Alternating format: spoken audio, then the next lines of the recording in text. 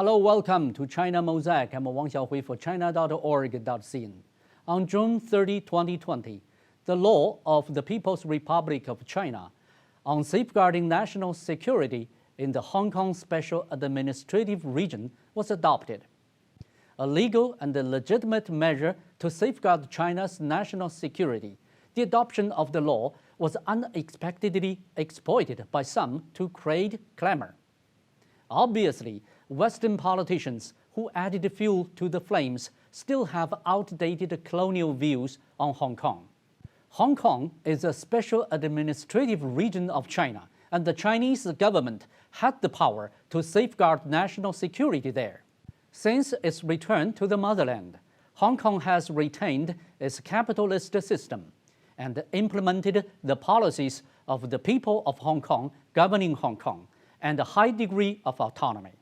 The Hong Kong SAR Basic Law provides a legal basis for the policies and authorizes the Special Administrative Region to make laws against the behaviors which endanger national security. However, over the past 23 years, Hong Kong has failed to complete the legislation, making it rare in the world as a city without any defense of national security. Some Western forces harbor the intention of making Hong Kong the place to instigate a color revolution in China. Particularly, at the instigation of hostile external forces, rioters took advantage of an extradition bill proposed in the first half of 2019 to stir up unrest. They disrupted traffic, vandalized public facilities, assaulted police officers and ordinary residents, and attacked government offices.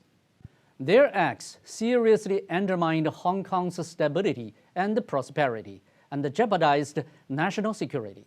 To end the chaos and restore peace and stability in Hong Kong, the central government had to tailor the national security law for Hong Kong.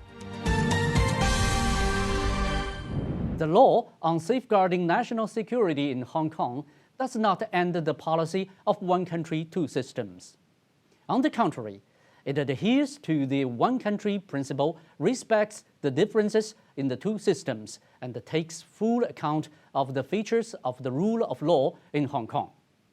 The central authorities only exercise jurisdiction over a very few cases concerning the offense of endangering national security, while most cases are still handled by Hong Kong's law enforcement and the judicial authorities.